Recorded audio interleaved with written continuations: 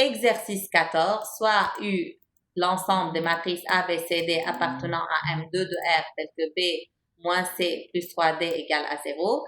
Et V, c'est l'ensemble des matrices A, B, C, D appartenant à M2 de R, tel que A plus C égale à 0 et B égale à 3D. On doit montrer que U et V sont deux sous-espaces de M2 de R sur R. Sur R, cela veut dire que les scalaires appartiennent à R. Comment on montre que U, c'est deux sous-espaces? Vous prenez M, une matrice appartenant à U, M', une autre matrice appartenant à U. On prend alpha, un scalaire appartenant à R, et il faut trouver alpha M plus M' appartient à U. Et il faut bien sûr trouver que la matrice 0, 0, 0, 0 appartient à U. Ça, c'est la méthode 1. Mais je remarque que dans la partie 2, il nous demande de trouver un système générateur de U et de V. Si j'utilise cette méthode dans la partie 1, je ne peux pas déduire un système générateur pour la deuxième question.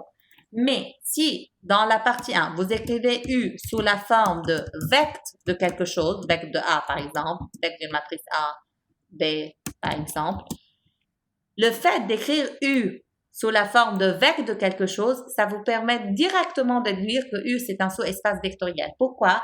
Parce que le vecte de n'importe quelle matrice, par définition, le vecte, c'est un sous-espace vectoriel. Donc, de cette forme, de 1, on peut montrer que c'est un sous-espace, et de 2, on peut directement trouver un système générateur. Si vous avez écrit U sous la forme de vecte de AB, vous pouvez directement déduire que A et B, c'est un système générateur de U. C'est ce qu'on va faire. Comment on écrit U sous la forme de vecte?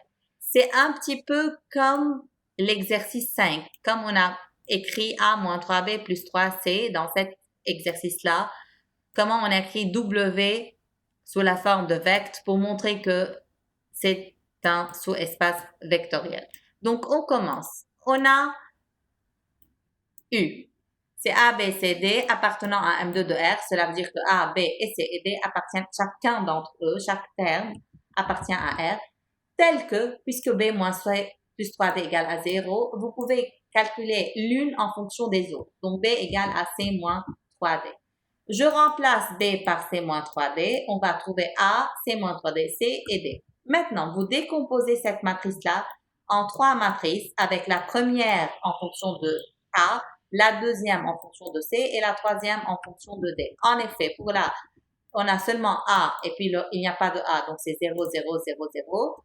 Puis, on a C et pas de C, donc 0, 0. Et finalement, pour D, on n'a pas de D, donc 0, moins 3D, 0 et D.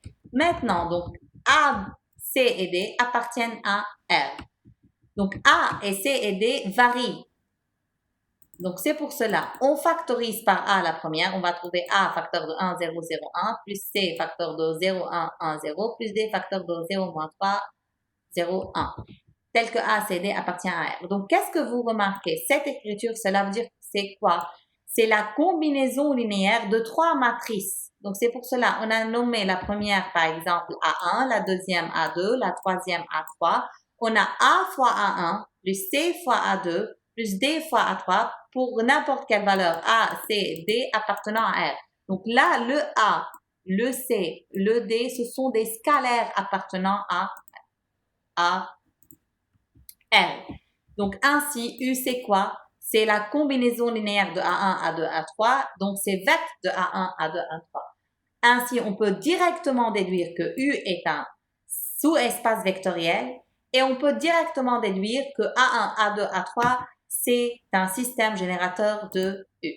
Passons maintenant pour V. Donc, la même idée. V, c'est A, B, C, D appartenant à un 2 de R, tel que A plus C égale à 0 et B égale à 3D. Vous pouvez écrire A égale à moins C ou bien C égale moins 1, comme vous voulez. Si on a écrit A égale moins C, donc on remplace A par moins C. On a B, c'est 3D, donc on remplace B par 3D. On a C, on a C. Maintenant, il y a seulement 2 scalaires, C et D. Donc, même étape qu'avant, vous allez avoir moins C, C, puis 0, 0, et puis 0, 0, 3, D, D. Donc, vous pouvez faire en plusieurs étapes ou directement, je factorise par C. ce que je vais avoir, c'est moins 1, 1, et puis pas de C, donc 0, 0. Je factorise par D. Donc, je veux avoir 3, 1, et puis 0, 0. Si c'est difficile de l'écrire directement sous cette forme-là, vous pouvez écrire premièrement moins C, 0, C, 0, plus 0, 3D, 0D, et puis factoriser par C et D. Donc, qu'est-ce qu'on trouve maintenant? On trouve C fois une matrice, plus D fois une autre matrice. On a nommé la première par B1, on a nommé la deuxième par B2. Donc, V, c'est quoi?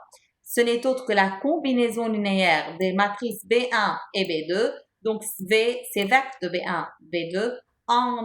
Donc, on peut directement déduire que V est un sous-espace vectoriel. Donc, deuxième partie. Si on veut trouver un système générateur de U et V, donc vous pouvez directement déduire, donc ajouter cela.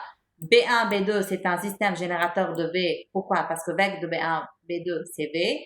Et pour U, donc vecteur de A1, A2, A3, ce n'est autre que U. Donc A2, A3, A1, A1, A2, A3, c'est un système générateur de U. Maintenant, si on veut continuer l'exercice, on veut un système générateur de U plus V. Que vaut U? U, c'est vecteur de A1, A2, A3. Que vaut V? Vecteur de B1, B2. Donc, U est engendré par A1, A2, A3. V, c'est engendré par B1, B2. D'après le cours, U plus V va être engendré par l'union de tous ces vecteurs-là. Donc, elle est engendrée par A1, A2, A3, B1, B2. Donc, tous ces 5 matrices, ce sont des systèmes générateurs de U plus V. Maintenant, on veut un système générateur de U inter V. Pour trouver un système générateur de U inter V, on va prendre n'importe quelle matrice appartenant à U inter V, on va voir qu'est-ce qui se passe. Si M appartient à U inter V, donc M appartient à U et M appartient à V.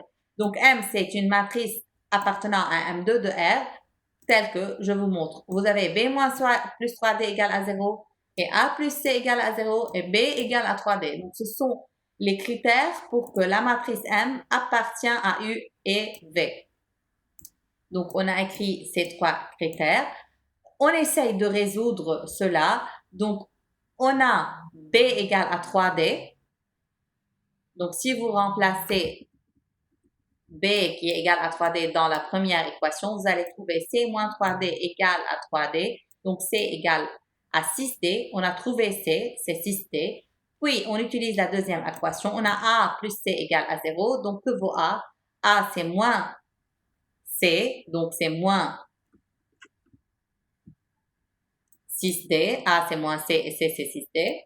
Donc, qu'est-ce qu'on peut déduire? On a trouvé A en fonction de D. On a trouvé C en fonction de D et on a trouvé B en fonction de D. On remplace, ça c'est A, c'est moins 6D. B, c'est 3D,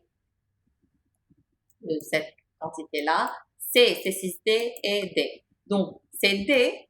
Ce qui reste, c'est moins 6, 3, 6 et 1. Avec D appartient à R. Donc, qu'est-ce qu'on a pu déduire? Chaque élément, chaque matrice qui appartient à M inter V, c'est écrit comme D fois cette matrice, on va la nommer C. D fois la matrice C. Donc, c'est une combinaison linéaire d'une seule matrice qui est C. Donc, M appartient à vecteur de C. Ainsi, U inter V, c'est vecteur de C, d'où on peut déduire que C est un système générateur. Troisième question, soit U, c'est U, soit W, c'est U plus V. Est-ce qu'on peut dire qu'on parle de la somme directe? Je vous rappelle, somme directe, cela veut dire que U inter V, c'est le singleton 0. Qu'est-ce qu'on a pu déduire de la troisième partie, de la deuxième partie? U inter V, c'est vecteur de C. Vecteur de C, c'est pas le singleton 0. Donc, on n'a pas de somme directe.